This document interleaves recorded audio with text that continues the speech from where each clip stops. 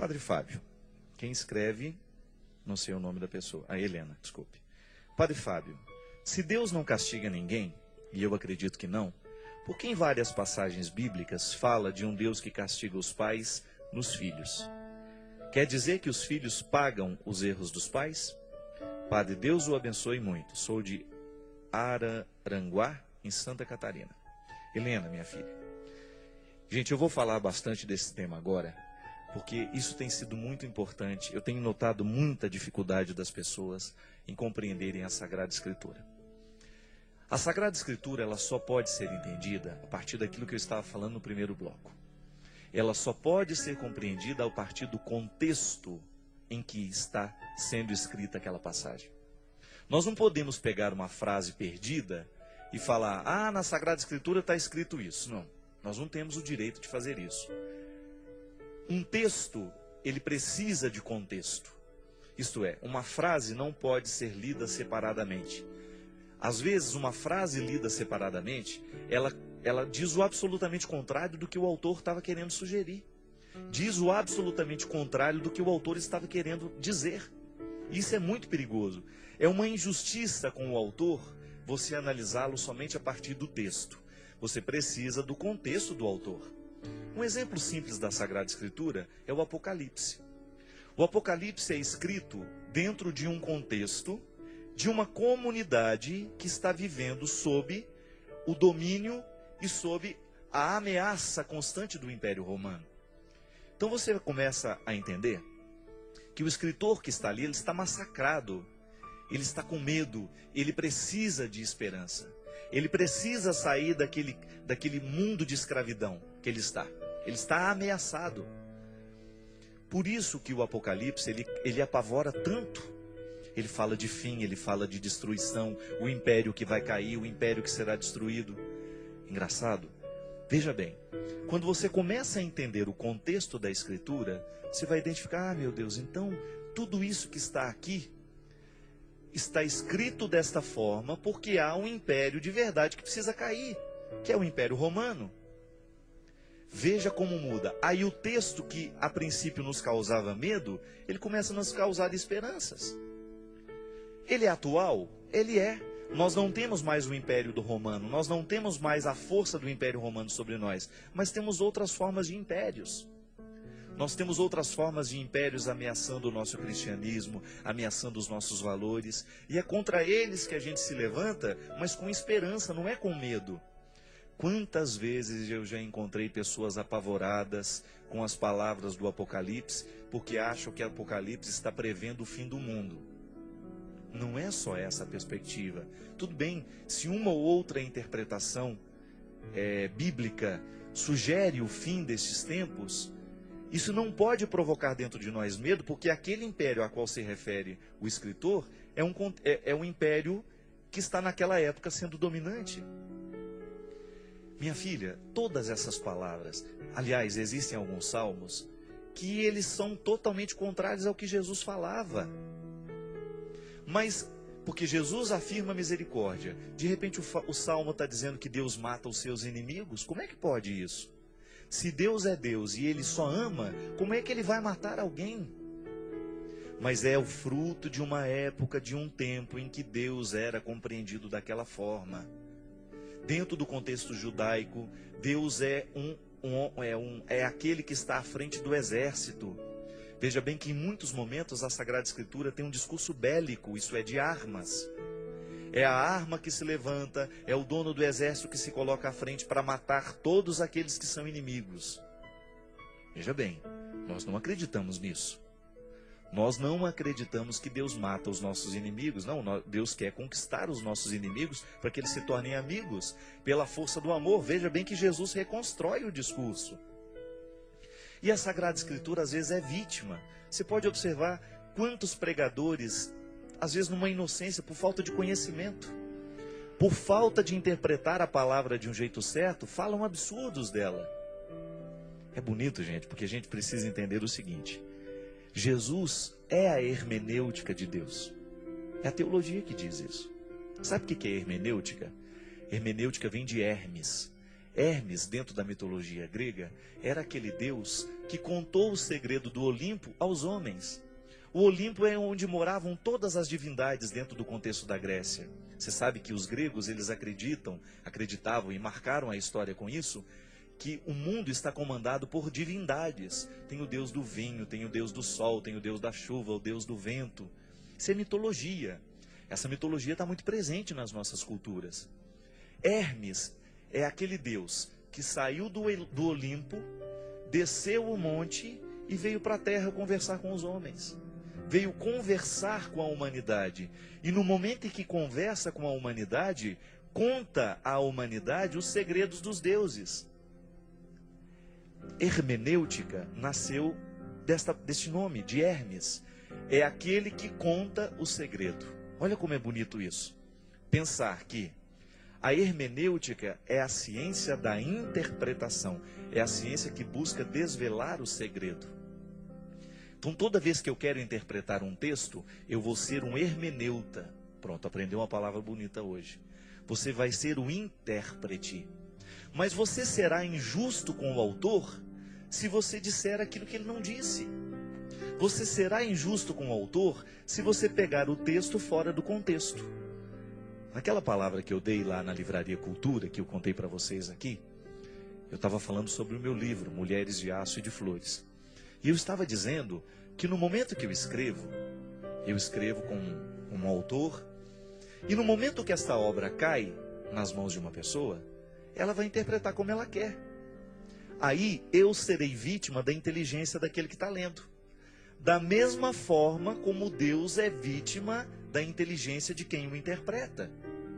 Então você tem direito de dizer isso? Tem. Está lá escrito na Sagrada Escritura. Mas nenhuma passagem da Escritura pode contradizer o que Jesus nos disse. Nenhuma palavra pode contradizer aquilo que Jesus nos ensinou. Jesus nos ensinou que Deus é bondade, Ele morreu por causa disso. Ele morreu porque Ele interpretou o sagrado de um jeito diferente. As pessoas daquela época interpretavam Deus como aquele que preferia os melhores, os mais sábios, os mais limpos, os mais puros. Tanto é que dentro do templo não entravam as mulheres menstruadas, não entravam os aleijados, não entravam os cegos, porque tudo isso, todas as doenças naquele tempo, eram interpretadas como um castigo de Deus. Aquele homem está doente porque Deus não o ama. Veja bem, Jesus abre a porta do templo e diz que entrem todos os miseráveis, porque o sacrifício que agrada a Deus não é o sacrifício da ovelha pura, não. É o sacrifício do impuro. É aquilo que precisa ser transformado em coisa pura. Olha como é lindo. Jesus reinterpreta o contexto religioso. Aí ele começa a falar, Deus é Pai. Chama Deus numa intimidade que ninguém era capaz de chamar. Gente, o nome de Deus naquele tempo era escrito de um jeito que ninguém conseguisse pronunciar. Era escrito de um jeito que ninguém pudesse falar o nome dele. Então, no momento em que o nome não consegue ser pronunciado, parece que preserva a sacralidade. Não, Jesus vai dizer, não é pai, é papai. E toda vez que você quiser chamar por ele, não precisa estar no templo, não precisa estar em cima do monte, não. É só você clamar dentro de você. A partir de hoje, a partir deste momento, o verdadeiro culto que agrada a Deus é aquele que é feito em espírito e em verdade. Aí ele começa a dizer, se tem uma festa, os convidados não vieram, vai lá na rua, chama os miseráveis, os que não têm roupa, põe todo mundo sentado na mesa. Não sou eu que estou dizendo isso, não, é ele. E é o Deus a quem você segue. Um Jesus que nos surpreende de um jeito maravilhoso. A Sagrada Escritura, ela pode ser, minha gente. O Padre Léo tinha uma perspectiva muito interessante. Eu achei interessante porque eu recebi alguns e-mails essa semana de pessoas que não entenderam a proposta do meu livro Mulheres de Aço e de Flores. E eu não me importo. O que eu posso fazer? Eu não posso entrar dentro daquela casa e dizer... Porque às vezes eles pegam umas frases das mulheres, né? Tem algumas mulheres, por exemplo, que elas têm alguns devaneios. Elas sonham que elas estão nos braços de um homem, papapá. E as pessoas acham, meu Deus, isso é conversa de padre? Isso não é texto para um padre escrever, não. É sim. Você sabe por quê? A partir do momento que nós lidamos com a fragilidade humana e nós ousamos contá-la, a gente assume. Chega de hipocrisia. Porque sou padre, eu não tenho que me mostrar angelical para ninguém. Eu sou homem. Eu sou homem e tenho uma percepção real das pessoas. Eu não fico imaginando as pessoas. E no momento em que eu sou escritor, eu tenho o direito de criar literatura. Eu não escrevi o Mulheres de Aço de Flores do mesmo jeito que eu escrevi o Quem Me Roubou de Mim. O Quem Me Roubou de Mim é uma obra prática. Ela tem o objetivo de ajudar as pessoas. Ela tem uma utilidade. Aí alguém perguntou assim no e-mail, né? Qual é a utilidade pública do Mulheres de Aço e de Flores? Nenhuma. Ele é um livro inútil. Ele é supérfluo. Porque a beleza, ela é supérflua. A arte, a literatura, ela não tem que ter objetivos. E bobo daquele que acha que tem. Você não compra um quadro porque você precisa. Você compra um quadro porque você quer beleza na sua casa. E a literatura, minha gente, quando ela explora os sentimentos, ainda que os mais mesquinhos, ela tem a oportunidade da gente lidar e esbarrar nos nossos sentimentos e pensar, é verdade, o padre tem razão.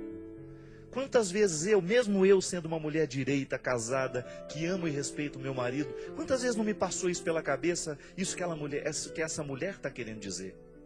Eu até achei interessante, porque a parte que uma pessoa me recriminou e diz, padre, como é que pode? É que a mulher, ela sofre o abandono do marido. E ela fica o tempo todo esperando por Horácio. Horácio é o marido que foi embora. E tem um determinado momento do conto em que ela fala que o meu desejo é tomar litros inteiros de cachaça. E aí vem a recriminação, né? Meu desejo é encontrar um homem que me abrace. Meu desejo é um olhar libidinoso na janela. Só que aí a pessoa parou aí, não continuou lendo o conto. Aí depois ela fala assim, mas então é que eu me percebo mentirosa.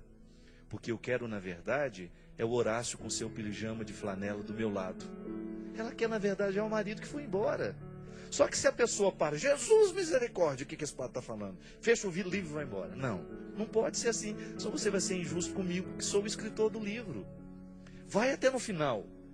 Isso não é libido, mesmo porque, gente, se a gente for ter que falar dessas coisas, você não pode ler a Bíblia. Nós vamos ter que tirar a Bíblia de circulação. O padre Léo tinha uma expressão que eu não vou usar aqui. Mas ele falava, às vezes eu tenho vontade de mostrar tudo da Bíblia.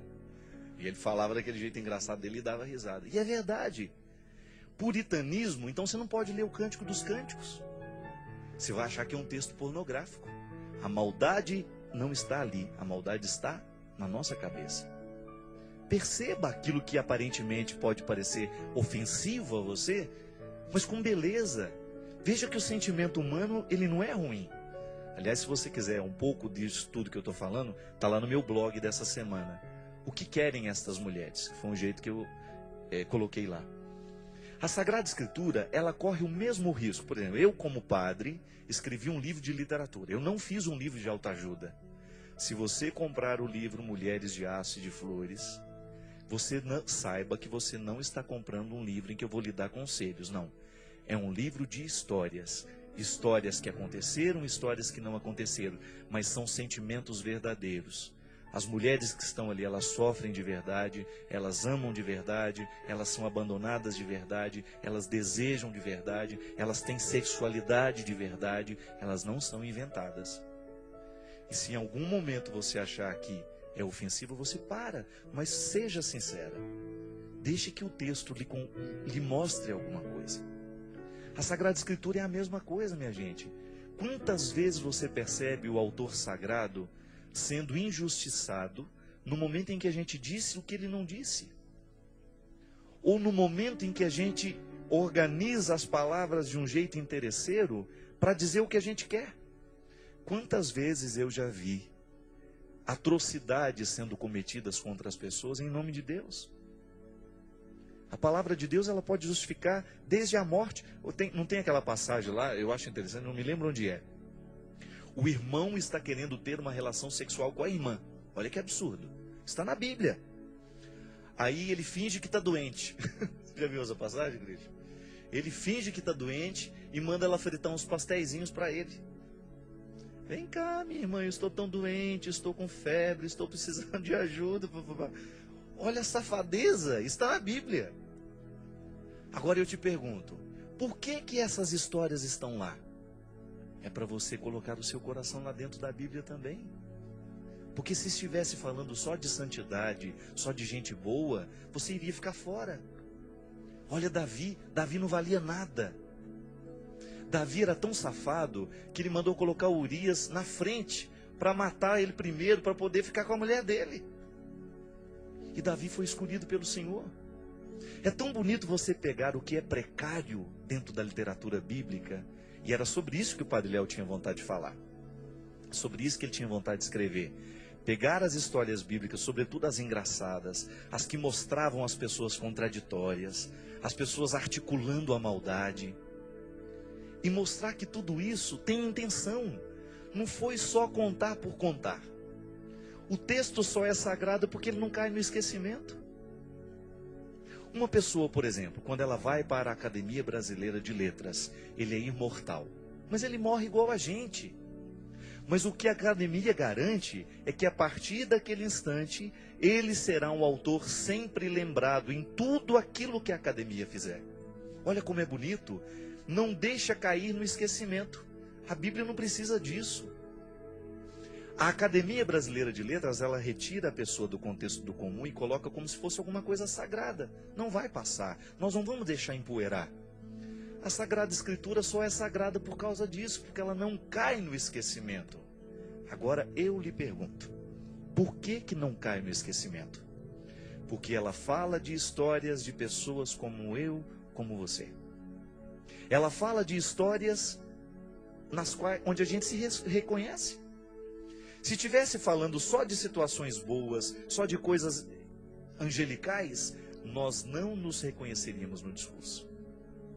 Quando eu escrevi As Minhas Mulheres, lá, e vou continuar escrevendo, porque a literatura é uma opção na minha vida, eu não tinha o objetivo de colocar em mulheres irreais. Não.